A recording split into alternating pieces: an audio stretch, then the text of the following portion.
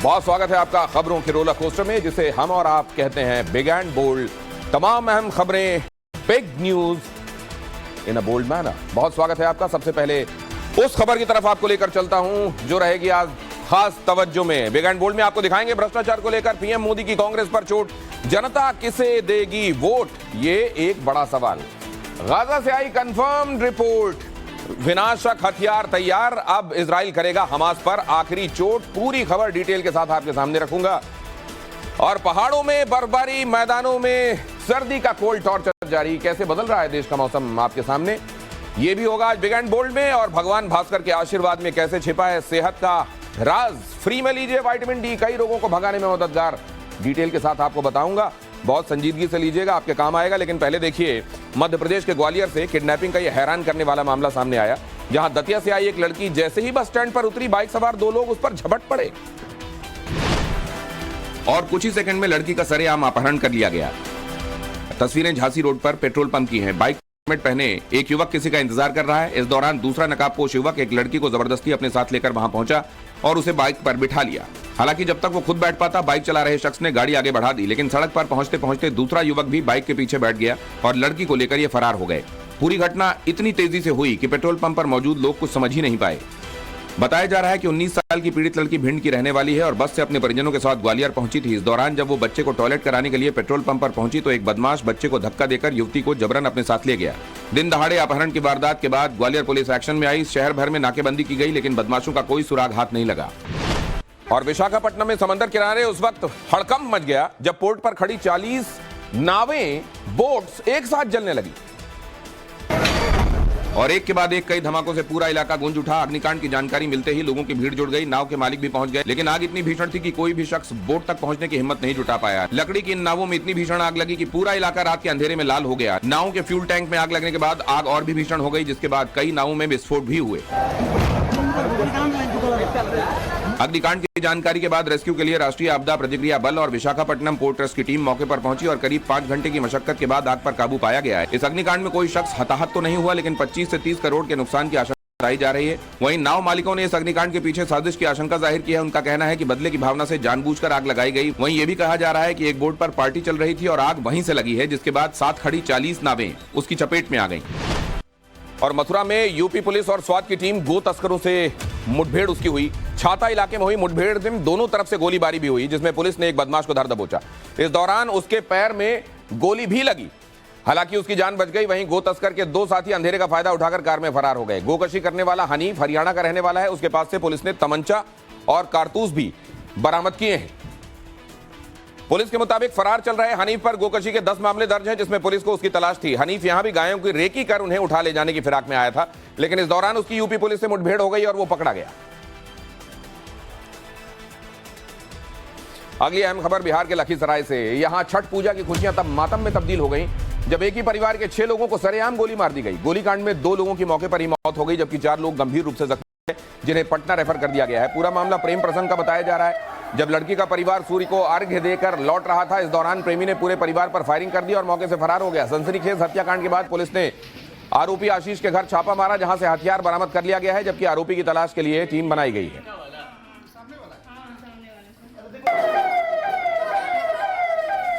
और उत्तरकाशी में टनल हादसे के 9वें दिन रेस्क्यू जारी है। यहां 200 से ज्यादा घंटों से 41 दिन की आप तक मदद पहुंचने का इंतजार कर रही है। इस बीच पीएमओ के एक्टिव होने के बाद 6 एक्शन प्लान पर तेजी से काम चल रहा है। डीआरडीओ की रोबोटिक्स टीम और टनल एक्सपर्ट्स की टीम मौके पर पहुंच चुकी है। 20 और 50 किलो के 2 रोबोट्स को सुरंग के भीतर भेजा गया है, जो अंदर का सर्वे कर रहे हैं और यह पता लगाने की कोशिश कर रहे हैं कि कहां से ड्रिलिंग करना सबसे आसान होगा। चुनौतियां हालांकि अब भी कम नहीं है। टनल के दोनों तरफ सड़क बनकर तैयार है और अब उन मशीनों का इंतजार है जिन मशीनों के जरिए टनल के दोनों तरफ से ड्रिलिंग की जाएगी।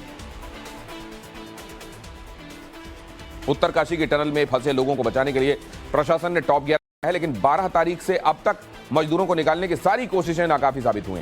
पिछले 9 दिनों में क्या कुछ हुआ, बहुत जल्दी ग्राफिक्स के जरिए आपको मैं बताता हूं। देखिए, एक एक करके आपको मालूम है 12 नवंबर को यह हादसा हुआ और टनल में 41 मजदूर फंस गए जब अचानक मलबा नीचे गिर गया और टनल का वो रास्ता जहां से उनको आना जाना था वो बंद हो गया। 13 नवंबर को मलबे को रोकने के लिए एक जगह से कंक्रीट के जरिए मलबे को रोकने की कोशिश हुई और 14 नवंबर को बड़ी मशीन से ड्रिलिंग शुरू हुई, लेकिन इससे काम नहीं चला तो ऑगर मशीन, जो कि अमेरिका की एक खास मशीन है, उसको बुलाया गया। दिल्ली से ऑगर मशीन काम करने पहुंची और 15 नवंबर से उसने खुदाई का काम, ड्रिलिंग का काम वहां पर शुरू किया। 16 नवंबर को ऑगर मशीन से ड्रिलिंग शुरू हुई और ये जब इससे काम नहीं चला तो फिर ये लगा कि एक और ड्रिलिंग मशीन की जरूरत है।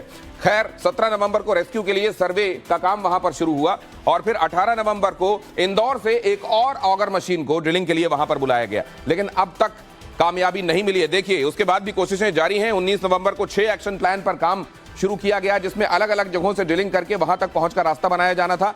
20 नवंबर को की टीम वहां पहुंची, डीआरडीओ की टीम वहां पहुंची है। डीआरडीओ की टीम ने ही अंदर, जो मैंने आपको बताया, वो रोबोट अंदर भेजा है ताकि वो सर्वे करके अपने सेंसर के जरिए बता सके कहीं से कहां से आसानी से काम हो सकेगा। और यहीं पर एक्सपर्ट्स की टीम प्रोफेसर डिक्स की अगुवाई में यहां पहुंची हुई है और यह काम कैसे तेजी से आगे चलाया जा सकता है उस पर काम चल रहा है। लेकिन उत्तर प्रदेश के बिजनौर से भी यह खबर देख लीजिए, जब उस वक्त दहशत फैल गई यहां, जहां ताजपुर इलाके में गौशाला की छत पर गुलदार दिखा।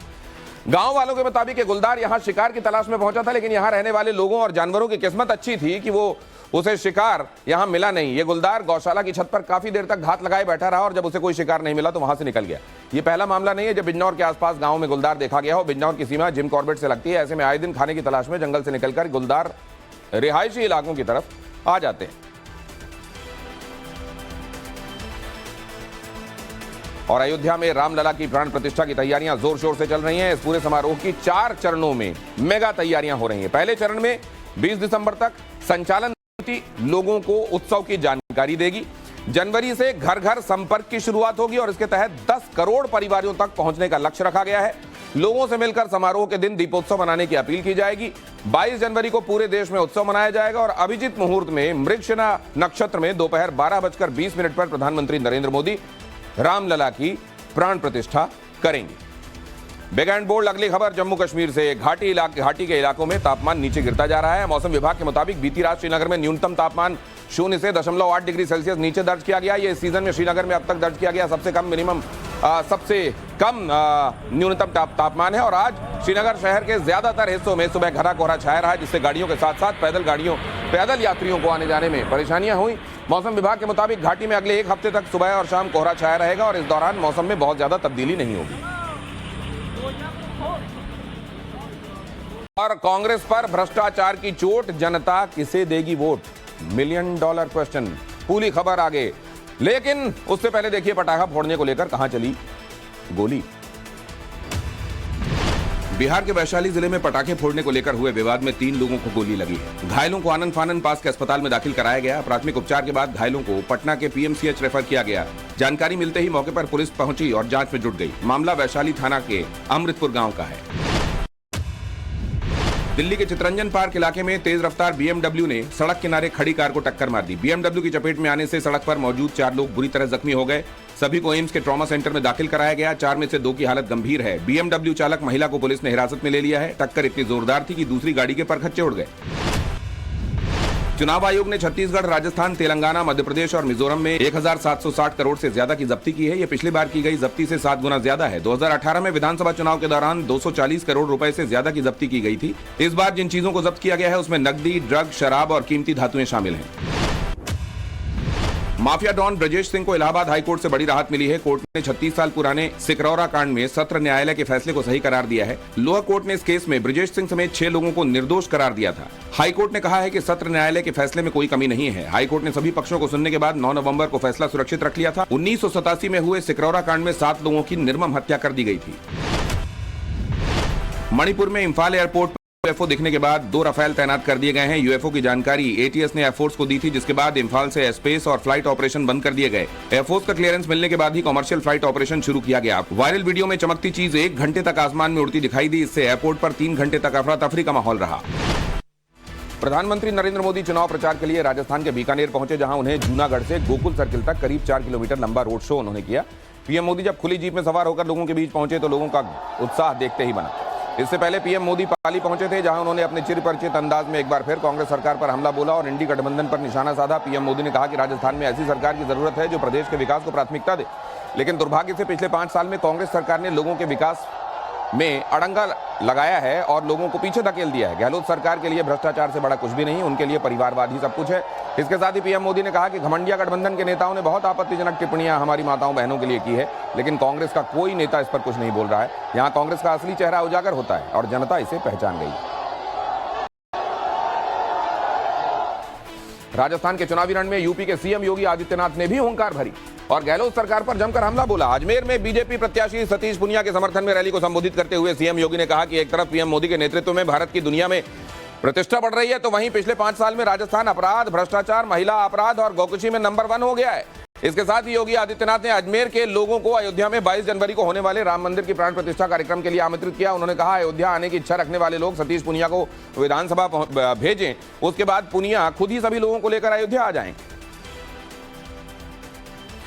अगली अहम खबर यह कि तेलंगाना के चुनावी रण में गृह मंत्री अमित शाह ने हुंकार भरते हुए विपक्षी पार्टियों पर जमकर हमला बोला है। उन्होंने कांग्रेस, बीआरएस, एआईएमआईएम को वंशवादी पार्टी करार देते हुए कहा कि सिर्फ बीजेपी तेलंगाना के लोगों की पार्टी है। अमित शाह यही नहीं रुके, उन्होंने कहा कि चुनाव सिर्फ हमारे उम्मीदवार को विधायक बनाने के लिए नहीं है, बल्कि ये तेलंगाना और भारत का भविष्य तय करेगा। उन्होंने वादा किया कि अगर तेलंगाना में बीजेपी पूर्ण बहुमत से सरकार बनाएगी तो 17 सितंबर को शहीदों के सम्मान में हैदराबाद दिवस मनाया जाएगा।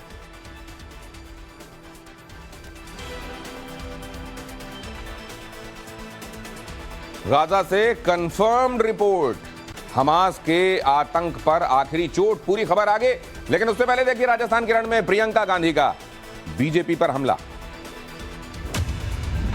राजस्थान के केकड़ी और जहाजपुर से आज प्रियंका गांधी ने बीजेपी पर जमकर हमला बोला। प्रियंका ने बीजेपी पर धर्म के नाम पर वोट मांगने का आरोप लगाया है। उन्होंने कहा कि असली नेता धर्म के नाम पर वोट नहीं मांगता। प्रियंका ने कहा कांग्रेस धर्म की नहीं विकास की राजनीति करती है। दिल्ली के राउज एवेन्यू कोर्ट में राजस्थान के मुख्यमंत्री अशोक गहलोत के खिलाफ केस की सुनवाई टल गई है। गहलोत के खिलाफ केंद्रीय मंत्री गजेंद्र सिंह शेखावत की तरफ से मानहानि का मुकदमा दर्ज किया गया है। शेखावत ने गहलोत पर संजीवनी घोटाले में उनका और उनके परिवार का नाम आरोपी के तौर पर उछालने का आरोप लगाया है। इस मामले की सुनवाई अब कल होगी। संजय सिंह की गिरफ्तारी को चुनौती देने वाली याचिका पर सुप्रीम कोर्ट ने ईडी को नोटिस जारी किया है। इस मामले में अगली सुनवाई अब दिसंबर के दूसरे हफ्ते में होनी है। संजय सिंह ने शराब घोटाला केस में अपनी गिरफ्तारी को चुनौती दी है। 4 अक्टूबर को ईडी ने संजय सिंह को गिरफ्तार किया था, जिसके बाद से वो अभी तक न्यायिक हिरासत में है। ईडी की चार्जशीट में संजय सिंह पर 42 लाख रुपए का चंदा लेने का आरोप है। यूपी में हलाल प्रोडक्ट्स पर बैन के बाद हिंदू संगठनों ने वाराणसी में मांस बिक्री पर प्रतिबंध लगाने की मांग की है। ज्ञानवापी के लिए अदालती लड़ाई लड़ने वाले संगठन ने पंचकोशी क्षेत्र में मांस की बिक्री और बूचड़खानों को बंद करने की मांग की है। हिंदू संगठनों का कहना है कि अगर मांग पूरी नहीं हुई तो आने वाले दिनों में इसे लेकर आंदोलन होगा।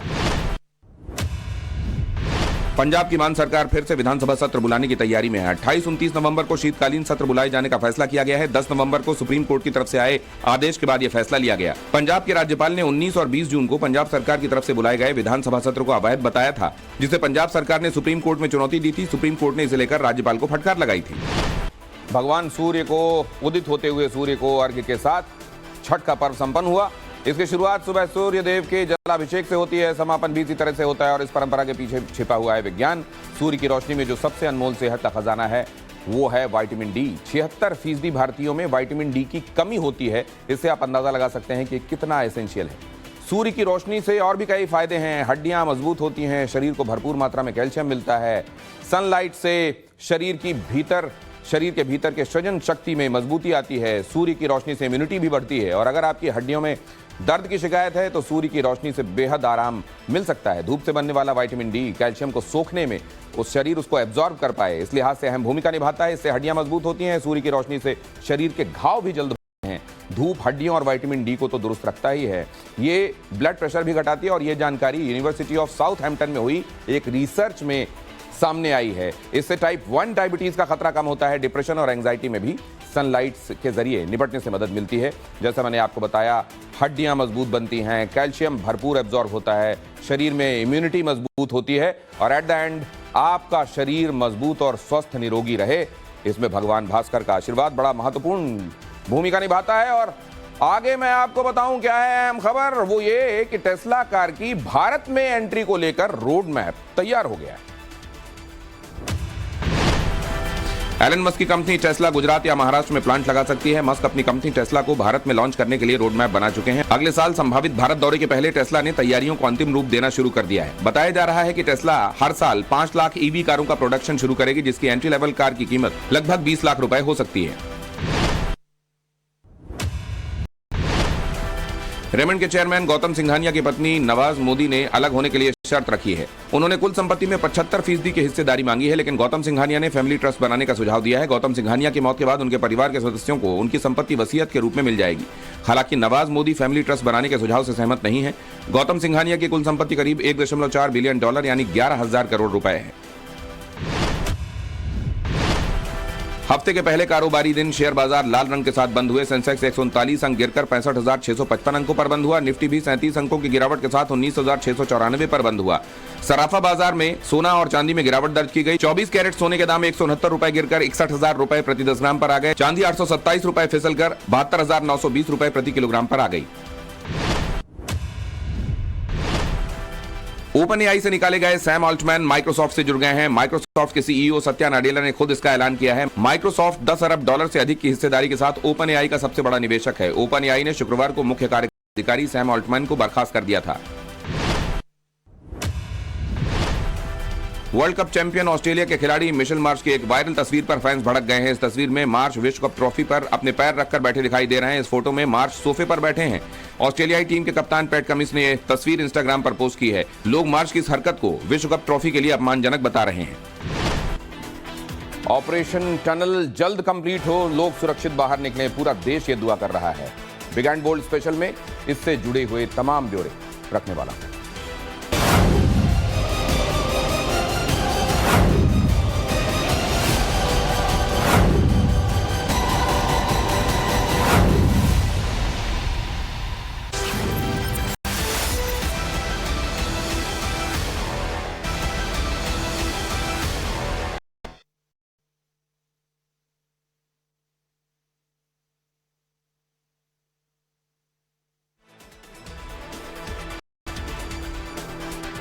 ये जहां आप तस्वीर देख रहे हैं, देखिए कितना बड़ा चैलेंज है।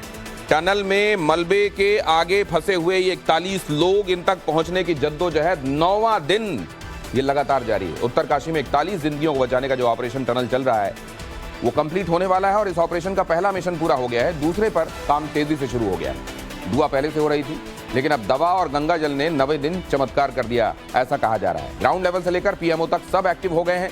जाने माने टनल एक्सपर्ट्स ने प्लान बना लिया है कि आखिर किस तरह और कितनी देर में सभी लोगों को यहां से निकाल लिया जाएगा। ग्राउंड जीरो से हमारी ये खास रिपोर्ट।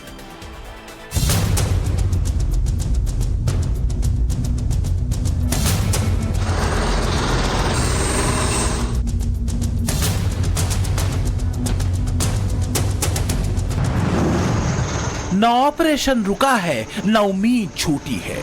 मौत को मात देकर टनल से बाहर आने वाली हैं 41 जिंदगियां। ये सिर्फ हवाई बातें नहीं, बल्कि वो विश्वास है जिसके लिए एक नहीं बल्कि 2 तरह के मिशन चलाए जा रहे हैं। पहला मिशन है 41 लोगों को जिंदा रखने का।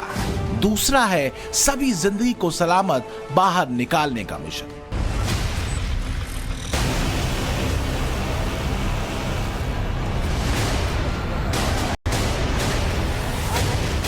पिछले 8 दिनों से जिस काम में रुकावटें आ रही थी, पहाड़ और सुरंगें मुसीबतें पैदा कर रही थी, वो बाधाएं दूर होती दिख रही हैं।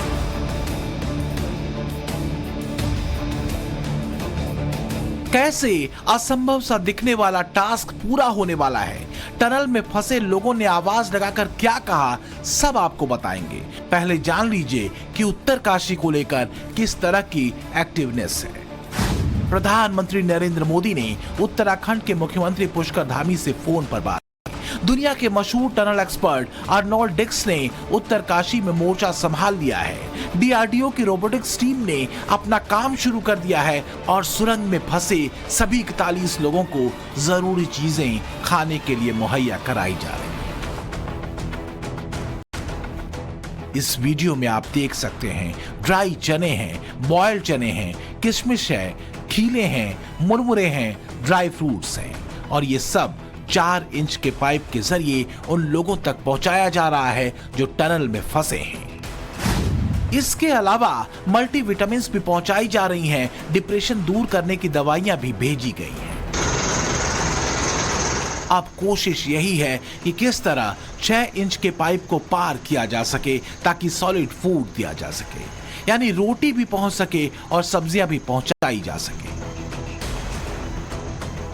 लगातार मजदूरों के इवैक्यूएशन की जब बातें हो रही हैं, उनको सुरक्षित बाहर की जब बातें हो रही हैं, तो एक ऐसा मुख्य पॉइंट है जिस पर चर्चा शायद नहीं की जा रही है, और वो है उनका मानसिक स्वास्थ्य, उनकी जो मेंटल हेल्थ है वो कैसी है। क्योंकि देखिए डॉक्टर्स लगातार उनके संपर्क में हैं, उन तक कई मल्टीविटामिन्स जो हैं वो पहुंचाए जा रहे हैं ताकि सारी चीजें जो हैं वो ठीक रहें। अभिषेक, किस तरह के मल्टीविटामिन्स जो हैं वो उनको दिए जा रहे हैं? देखिए, सबसे पहले उन्हें मल्टीविटामिन्स की जो अगर बात करें तो विटामिन सी, विटामिन डी और B6 और B12 के साथ साथ B कॉम्प्लेक्स भी दिया जा रहा है, जिससे उनकी मानसिक स्थिति भी ठीक रहे और उन्हें किसी भी प्रकार का सेहत को लेकर जो विटामिन के जो भोजन से नहीं मिल पा रहे थे वो पूर्ति कर सके। अभी ये सिर्फ हमारा फूड पाइप गया हुआ है जो लाइफलाइन 2 है। अभी मेन तो हमें लड़कों को बाहर निकालना है ना। तो 900 mm की जो पाइपलाइन है वो हमारा मेन चैलेंज है, उसको पहले करना हमें जरूरी है। अभी ये हमारे लिए एक पड़ाव है जिसमें हम लोगों को फूड भेज सकते हैं, उनको मोबाइल्स भेज सकते हैं, चार्जर्स भेज सकते हैं, उनसे बात कर सकते हैं।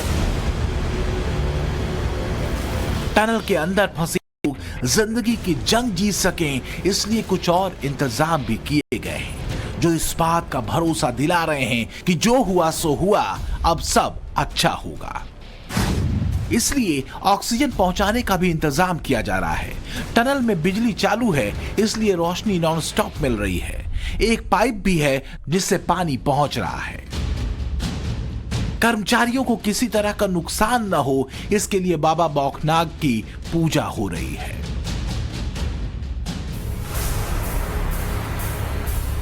Tunnel expert Arnold Dix Uttarakhand के सिलक्यारा पहुंचे तो सबसे पहले सुरंग की एंट्री के पास बने मंदिर के आगे सिर झुकाया, बाबा बौखनाग के हाथ जोड़े और सभी लोगों के बाहर निकलने की उम्मीद जताई। बाबा बौखनाग की मान्यता बहुत ज्यादा है, उनके आशीर्वाद से ये पूरा का पूरा जो इवैक्यूएशन प्लान है वो सक्सेसफुल होगा, ये मान्यताएं हैं। अभिषेक हमको ये बताएंगे कि जब आर्नोल्ड यहाँ पर पहुंचे थे तो हुआ क्या था? देखिए, आर्नोल्ड जब यहाँ पर पहुंचते हैं उन्होंने सीधा सबसे पहले पूजा पाठ कराई और उन्हें भी देखिए, जो आर्नोल्ड हैं उन्हें भी इस बात का पता था बाबा बौखनाग की शक्ति क्या है, इसे विज्ञान कहें या फिर चमत्कार कहें आस्था का। और आज जैसे ये पूजा होती है आपके सामने रिजल्ट है, 6 इंच पाइप अंदर इंसर्ट हो चुका है। It was expected, I expected, the world expected that this would have been resolved in just a couple of days, but the mountain is more difficult. The mountain has another idea, and so we need to do a new deal with the mountain, and that's what we're here doing now, and that's why I was up on the mountain, and that's what we're doing. We're doing a new deal. Gangotri के पंडित भी उत्तराकाशी पहुंचे हैं। पूजा पाठ की जा रही है। गोमुख से लाया गया मां गंगा का जल उन लोगों तक पाइप के जरिए पहुंचाया गया। हम लोग गंगोत्री गए और नाग देवता का मैं विशेष पुजारी हूँ नाग देवता का, तो हम लोग गंगा मैया का गौमुख से जल लेके आए हैं और ये जल अभी नाग देवता को चढ़ाया है और जो सुरंग का पाइप है उसके लिए भी जल भेजा है कि गंगा मैया सबको जल और सुखी मिले। और हम प्रार्थना करेंगे 41 मजदूर जल्दी बाहर आए और हमारा देश में जैसे खुशहाली पहले थी आज वो। बड़ी बड़ी मशीनें, उन मशीनों से हो रही ड्रिलिंग, ये टनल में फंसे कर्मचारियों के लिए वो दूसरा मिशन है जो बेहद अहम है। कहने के लिए जिम्मेदारी अलग अलग टीमों को सौंपी गई है, मगर इसे लीड कर रहे हैं ऑस्ट्रेलिया से बुलाए गए अर्नोल्ड डिक्स। अर्नोल्ड डिक्स को अंडरग्राउंड टनल टेक्नोलॉजी की दुनिया में सबसे बड़े एक्सपर्ट के तौर पर गिना जाता है। इनकी काबिलियत का अंदाजा इसी से लगा सकते हैं कि 20 सालों से पूरी दुनिया उनके अनुभव को सलाम करती है। टनल्स को सुरक्षित कैसे बनाया जाए, इस पर उन्होंने बहुत काम किया है। अंडरग्राउंड टनल्स में आग लगने की घटनाएं कैसे रुके, ये अनुभव उनके पास है। कई टनलों के अंदर चलाए गए ऑपरेशन में भी उनका योगदान रहा है। 2011 में ऑस्ट्रेलिया और 2022 में अमेरिका में अर्नोल्ड डिक्स को बड़े सम्मान दिए जा चुके हैं। नॉर्वे के एक्सपर्ट्स की टीम भी उनके साथ मौजूद है। टनल के उस हिस्से के अंदर ये टीम पहुंचकर एक एक सीक्वेंस और लोकेशन को समझने की कोशिश कर रही है ताकि किसी तरह 41 कर्मचारियों तक पहुंचा जा सके। वो जो हिस्सा है टनल का जहां पे ये लोहे का एंगल लगा हुआ है, इसी तरह का एंगल वहां पे भी लगा हुआ था। वो एस्केलेशन का पॉइंट था, खास पॉइंट था, जिस तरह का आप देख रहे हैं ये एंगल लगा हुआ है, वो एस्केलेशन वहीं से हुआ है। उस पॉइंट को जब गाड़ी वहां से निकल रही थी उस समय वो पॉइंट अचानक से वहां दुर्घटना होती है और जिसके बाद वो पॉइंट भी उस एस्केलेशन के साथ नीचे गिर जाता है, जिसके बाद पूरा जो मलबा था ऊपर से वो आकर पूरे मजदूरों को कैद कर लेता है। ये वो पॉइंट है। देखिए मैं समझाने की कोशिश कर रहा हूं, ये बड़कोट की गुफा है। 8 दिनों तक रेस्क्यू ऑपरेशन में कौन कौन सी दिक्कतें आई उसे समझने और सॉल्व करने डीआरडीओ की रोबोटिक्स टीम ने भी स्टडी करनी शुरू कर दी है। ये टीम 2 अलग अलग रोबोट्स के जरिए टनल के अंदर मलबे के ऊपरी हिस्से की जांच करेगी और फिर टनल के अंदर तक के हालात समझने की कोशिश करेगी।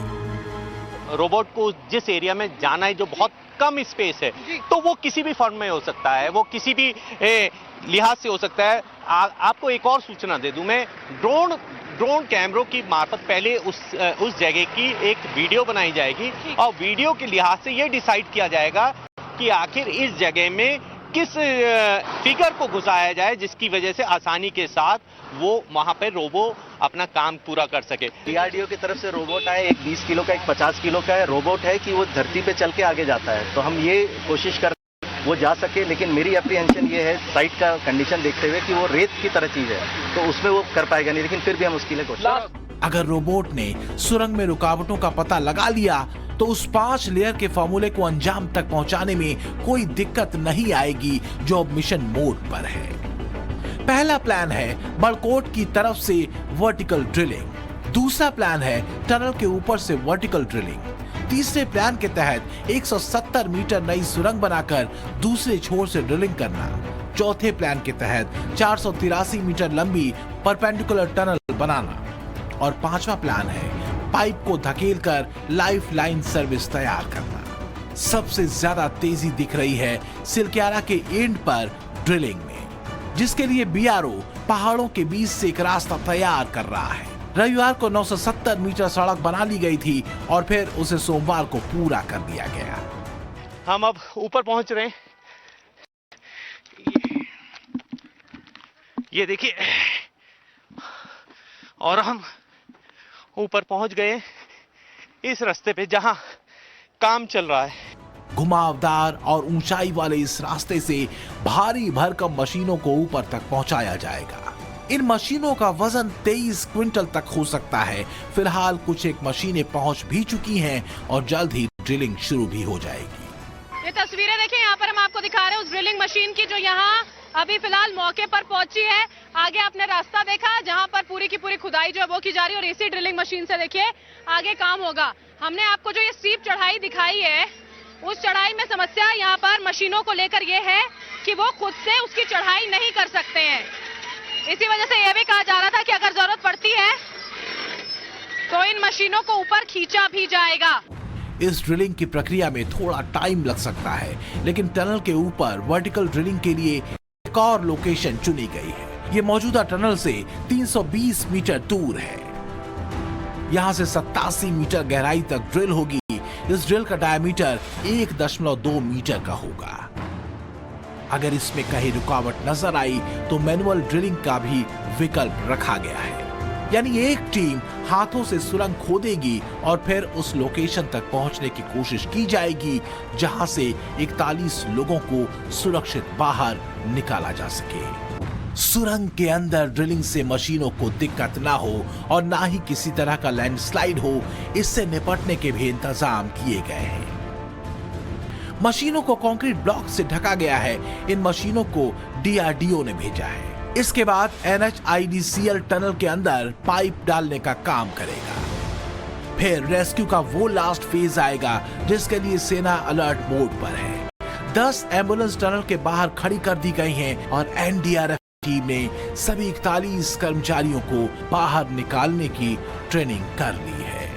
बेसिकली अभी टेक्निकल काम है, जो हैवी मशीनरी और एक्सपर्ट्स का काम है, तो एनडीआरएफ फ्रंट में नहीं है, लेकिन हमारी इन एक्सपर्ट्स और एजेंसीज के साथ निरंतर हम कांटेक्ट में। हमारी 2 टीम वहाँ पर डिप्लॉयड है, शिफ्ट से वो इनके साथ वहाँ पर स्थिति का भी मुआवना कर रहे हैं।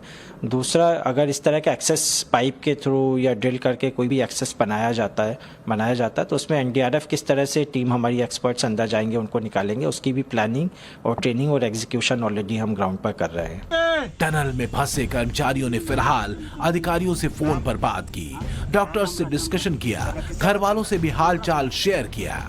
अब उम्मीद है कि किसी तरह टनल के अंदर इंटरनेट की सुविधा पहुंच सके ताकि 24 घंटे उनसे संपर्क किया जा सके। जो अंदर सभी लोग जो अंदर हैं उनके परिजनों से भी उनकी बात हुई है, जो राज्य के नोडल अधिकारी हैं उन्होंने भी बात करी, और साथ ही साथ जो चिकित्सक विभाग है, हमारा हेल्थ डिपार्टमेंट है, उनके द्वारा भी हालचाल उनके पूछे गए हैं। तो अब दुआओं के साथ साथ दिमाग भी लगाया गया है, मशीनें मौजूद हैं, मेहनत पूरी हो रही है, बस इंतजार है तो उन पलों का जब 41 जिंदगियां टनल से बाहर आ जाएंगी। हालांकि ये रेस्क्यू ऑपरेशन अगले 5 दिन में पूरा होगा या फिर कुछ और टाइम लगेगा, इसे लेकर तस्वीर अभी साफ नहीं। उत्तरकाशी से बरखा शर्मा और अभिषेक सिन्हा के साथ ब्यूरो रिपोर्ट, टाइम्स नाउ, नव भारत।